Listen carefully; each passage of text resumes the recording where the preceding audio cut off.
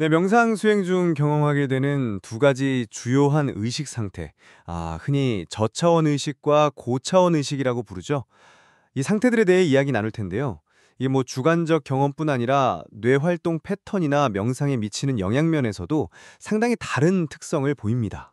네, 맞습니다. 그래서 오늘 저희가 던지는 핵심 질문은 이거죠. 과연 명상 시 나타나는 그 소위 저차원 의식 상태는 그냥 뭐 졸음이나 인지기능 저하 같은 피해야 할 부작용일 뿐인가? 아니면 그 상태 역시 신체 회복이라든지 잠재의식 탐구와 같은 나름의 의미와 가치를 지니는가? 그리고 또 반대로 고차원 의식만이 명상에 궁극적으로 추구해야 할 유일한 상태라고 봐야 할지 이 부분도 함께 따져보겠습니다. 네, 저의 논의는 제공된 자료, 명상 의식의 두 가지 차원과 주의점에 근거하고 있습니다. 저는 기본적으로는 명료하게 깨어있는 상태, 즉 고차원 의식이야말로 명상이 지향해야 할 핵심적인 가치다. 그리고 저차원 의식 상태는 좀 주의 깊게 관리하거나 혹은 넘어서야 할 부분이다. 이런 입장에서 말씀드리겠습니다. 저는 조금 다른 관점에서 접근해 보려고 하는데요. 어, 저차원 의식 상태 역시 예를 들어 뭐 치유라던가 특정 명상 과정에서는 분명 필요한 역할을 할 수 있다 이렇게 보고요. 고차원 의식 상태만을 절대적인 목표로 삼는 것에는 좀 더 신중하게 고려해야 할 지점들이 있다고 생각합니다. 먼저 제 입장을 좀 명확히 말씀드려야 할 것 같은데요. 저는 명상 수련의 핵심은 결국 의식의 명료함을 증진시키는 데 있다고 봅니다. 그게 바로 고차원 의식 상태인데요. 이게 단순히 마음이 고요한 걸 넘어서서 집중력이 높아지고 의식이 아주 또렷하게 깨어있는 상태를 의미하거든요. 자료에서도 이걸 현실을 더 정확하고 선명하게 뭐랄까 고화질로 인식하는 상태다 이렇게 표현하고 있죠. 정보 처리 속도 역시 빨라지는 효과가 있고요. 뇌과학적으로 보면 이런 상태에서는 주로 이성적 판단이나 계획 같은 고등 인지 기능을 담당하는 전두엽이 활발하게 활동합니다. 특히 아주 숙련된 명상가들에게서는 1초에 40번 진동하는 40Hz 감마파 같은 굉장히 빠른 뇌파가 관찰되기도 하는데요. 이게 뇌의 여러 영역이 매우 효율적으로 통합돼서 작동하는 아주 높은 수준의 정신활동 상태를 반영하는 걸로 해석됩니다. 네, 그렇죠. 반면에 저차원 의식은 어떻습니까? 뇌파가 우리가 보통 편안히 쉴 때 나오는 알파파보다도 더 느려지는 경향, 그러니까 느린 알파파나 세타파 영역으로 떨어지죠. 이건 주로 잠재의식이나 무의식 활동과 관련이 깊습니다. 겉으로는 고요해 보일 수 있지만 실제로는 의식이 다소 흐릿하고 좀 수동적이고 약간은 몽롱한 반쯤 각성된 상태에 가깝다고 할 수 있어요. 이 상태에 오래 머무르면 인지 기능이 저하될 수 있다는 명백한 위험성이 따릅니다. 더 심각한 건 이때 잠재의식에서 떠오르는 여러 환영이나 기이한 심상들을 마치 대단한 영적 체험인 양 오인할 수 있다는 점입니다. 이건 현실을 있는 그대로 명료하게 자각하고자 하는 명상의 근본적인 목표와는 오히려 거리가 멀어지는 결과를 낳을 수 있죠. 그래서 명상 수행은 의식적으로 이 고차원적인 명료한 각성 상태를 지향해야 한다고 생각하고요. 티베트 불교의 자비명상 같은 수행법이 실제로 이런 고차원 의식 상태, 심지어 40Hz 감마파 발현에도 긍정적인 영향을 준다는 연구 결과들은 바로 이런 관점을 뒷받침한다고 봅니다. 흥미로운 설명입니다만 저는 그 관점에 전적으로 동의하기는 좀 어렵습니다. 저차원 의식 상태를 단순히 뭐 부정적인 부작용이나 넘어서야 할 오류 상태로만 딱 규정하는 것은 이 상태가 가진 잠재적인 가치를 너무 간과하는 접근일 수 있다는 생각이 드는데요. 자료에서도 분명히 언급하고 있거든요. 이 느린 뇌파 상태는 우리 몸의 자연적인 회복과 치유 과정에 실질적인 도움을 줄 수 있다는 점이요. 이것 자체만으로도 명상이 제공하는 중요한 혜택 중 하나가 될 수 있지 않을까요? 그쵸? 또한 저차원 의식 상태는 우리가 평소에 각성된 의식 상태에서는 좀처럼 접근하기 어려운 잠재의식이나 무의식의 영역으로 들어가는 문을 열어줄 수도 있습니다. 여기서 경험하게 되는 소위 환영이나 기이한 광경들이 단순한 착각이나 현실 왜곡이 아닐 수도 있다는 거죠. 오히려 개인의 깊은 내면, 오랫동안 억눌려왔던 감정이나 기억, 혹은 해결되지 않은 심리적 문제들을 상징적인 형태로 탐구하고 이해할 수 있는 귀중한 실마리가 될 수도 있습니다. 뇌활동 측면에서 봐도 그래요. 저차원 의식 상태에서는 주로 감정, 기억, 본능 등을 담당하는 변연계와 또 직관, 창의성, 통합적 사고 등을 담당하는 우반구가 상대적으로 더 활성화되는 경향을 보입니다. 물론 이때 이성적 사고를 담당하는 전두엽이나 분석적 처리를 하는 좌반구의 활동은 다소 억제될 수 있죠. 하지만 이것이 반드시 나쁘다거나 열등하다는 의미는 아니라고 봅니다. 오히려 이런 상태가 감정적인 해소나 직관적인 통찰에는 더 유리할 수도 있지 않겠습니까? 오히려 저는 고차원 의식 상태, 특히 40Hz 감마파 같은 특정 고주파 뇌파 상태를 인위적으로 만들어내려고 지나치게 집착할 때 발생할 수 있는 부작용을 더 경계해야 한다고 봅니다. 자료에서도 지적하듯이 신경계가 과도하게 흥분하거나 불균형 상태에 빠지는 소위 상기 현상이 나타날 수 있다는 거죠. 명상 중에 나타나는 특정 뇌파 상태, 가령 그 40Hz 감마파는 우리 신경계 전체가 억지로 긴장하는 게 아니라 오히려 매우 유연하고 조화롭게 작동할 때 자연스럽게 결과로서 나타나는 것이지, 특정 주파수를 만들어내겠다는 목표를 가지고 억지로 시도해서 도달해야 하는 상태는 아닐 수 있다는 겁니다.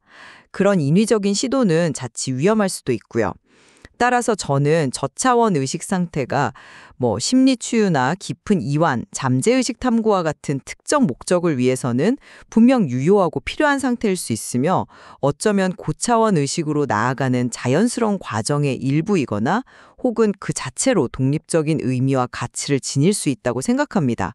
모든 명상법이나 모든 수행자가 반드시 고차원 의식 상태만을 유일한 목표로 삼아야 한다는 생각에는 동의하기 어렵습니다. 물론 저차원 의식 상태에서 신체 이완이나 일시적인 평온감을 느낄 수 있다는 점은 저도 인정합니다.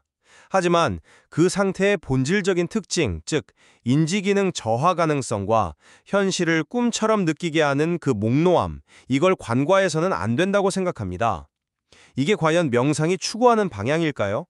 특히 잠재의식에서 떠오르는 이미지나 감각들을 심오한 영적 체험으로 오인할 가능성이 높다는 점은 수행자에게 매우 위험할 수 있습니다. 자칫 잘못된 신념 체계에 빠지거나 현실 도피적인 태도를 강화할 수도 있죠.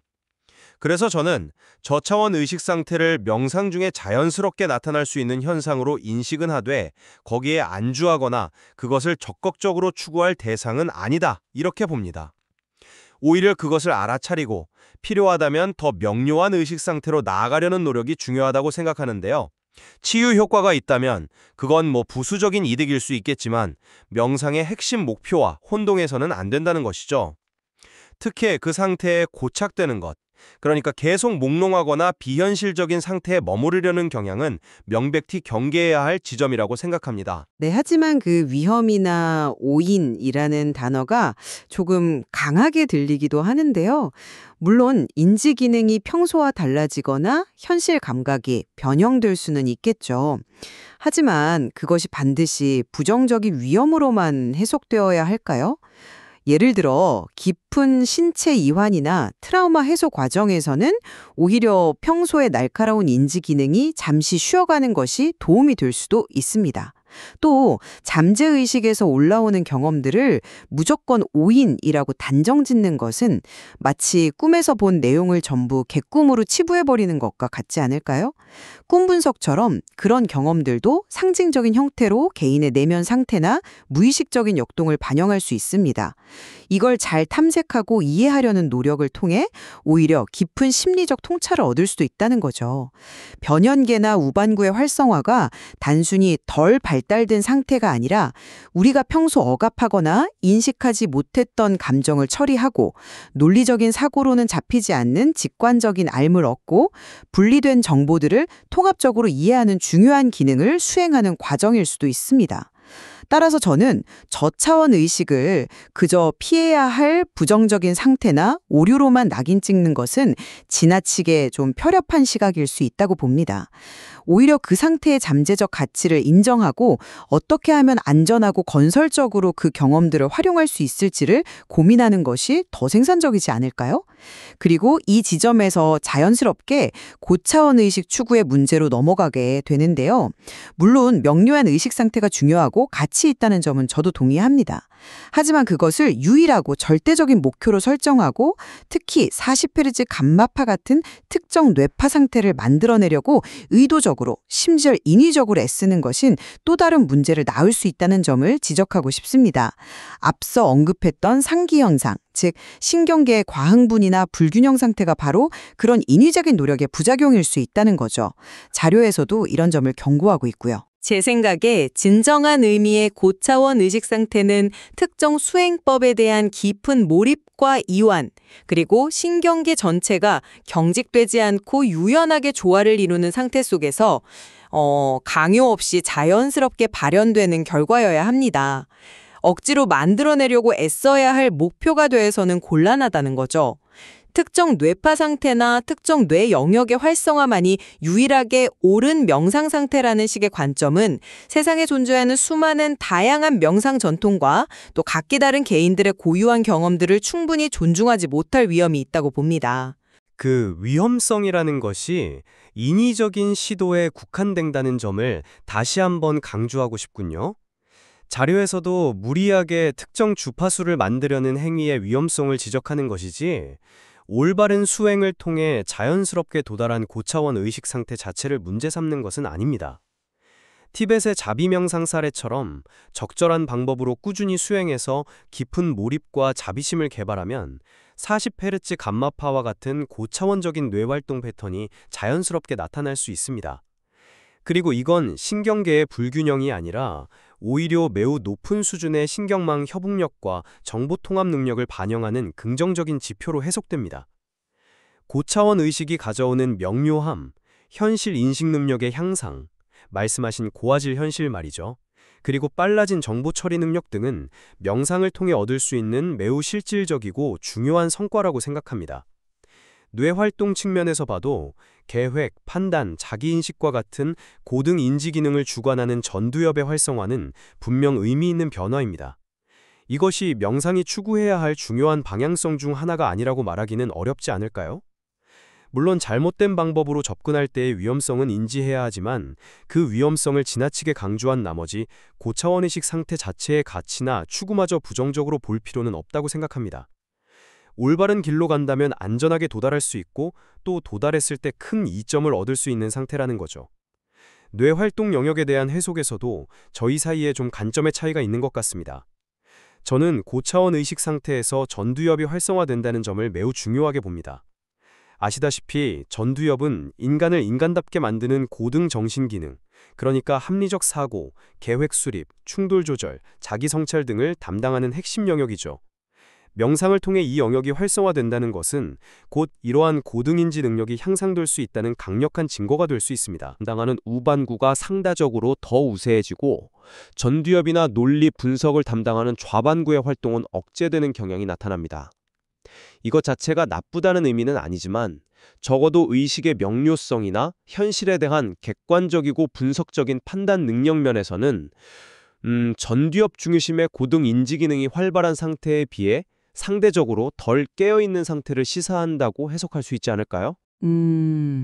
저는 뇌 영역들의 기능을 그렇게 위계적으로 보기보다는 좀 더 상호 보완적인 관계로 봐야 한다고 생각합니다. 전두엽이 고등인지 기능에 중요한 역할을 하는 것은 분명한 사실이죠. 하지만 변연계가 담당하는 감정의 풍부함과 처리 능력, 기억의 저장과 인출, 그리고 우반구가 관여하는 직관력, 창의성, 비언어적 소통 능력, 전체를 조망하는 통합적 사고 등도 인간의 지혜와 온전한 경험을 위해서는 결코 빼놓을 수 없는 필수적인 요소들입니다. 저차원 의식 상태에서 이러한 변연계나 우반구가 활성화된다는 것은 어쩌면 우리가 평소 의식적인 통제나 이성적인 판단 아래에 억눌러 두거나 제대로 인식하지 못했던 우리 존재의 다른 중요한 측면, 예를 들어 깊은 감정, 숨겨진 기억, 직관적인 통찰, 예술적인 영감 같은 것들을 탐색하고 통합할 수 있는 소중한 기회를 제공하는 것일 수도 있습니다. 오히려 지나치게 전두엽 중심의 논리적이고 분석적인 사고만 강조하다 보면 인간 의식의 전체적인 균형을 잃어버릴 수도 있지 않을까요? 어떤 종류의 명상 수행을 하느냐, 혹은 개인의 기질이나 현재 필요가 무엇이냐에 따라서는 변연계나 우반구의 활동이 더 중요하고 의미 있는 경험을 가져다 줄 수도 있습니다. 따라서 단순히 전두엽 활성화 이콘 더 높은 상태라고 단정짓기보다는 다양한 뇌 활동 패턴들이 각각 고유한 가치와 기능을 가질 수 있다는 좀 더 열린 관점이 필요하다고 봅니다. 어떤 상태가 더 낫다기보다는 어떤 목적에 더 적합한가의 문제일 수도 있다는 거죠. 마지막으로 주관적인 체험의 의미에 대해서도 저희 의견이 좀 다른 것 같은데요. 저는 저차원 의식 상태에서 경험하는 소위 환영이나 기이한 광경들은 아무래도 객관적인 현실을 다소 왜곡해서 꿈처럼 느끼게 만드는 상태에 가깝다고 봅니다. 이건 명료한 현실 인식을 오히려 방해할 수 있는 요소라고 생각하고요. 반면에 고차원 의식 상태, 특히 40Hz 감마파가 나타날 때 동반되는 경험은 현실을 매우 생생하고 또렷하게, 마치 고화질 화면을 보듯 경험하게 만든다고 하죠. 정보 처리 속도가 빨라지면서 현실의 미묘한 부분까지 더 정확하고 깊이 있게 파악하게 되는 겁니다. 저는 명상의 중요한 목표 중 하나가 결국 현실에 대한 우리의 온갖 왜곡된 인식, 즉 필터를 걷어내고 세상을 있는 그대로 명확하게 보는 것이라고 생각하기 때문에 이러한 고화질 현실 경험이야말로 더 가치 있고 추구해야 할 방향이라고 봅니다. 말하는 객관적인 현실 인식과는 다른 방식의 경험일 수는 있겠죠. 하지만 그 경험들이 잠재의식의 언어, 즉 상징적인 형태로 나타나는 개인의 깊은 내면 상태나 아직 해결되지 않은 심리적 과제들을 드러내는 것일 수 있습니다. 이것을 그냥 무시하거나 환영이라고 딱지 붙여버리면 자기 이해와 성장을 위한 매우 중요한 기회를 놓쳐버릴 수도 있습니다.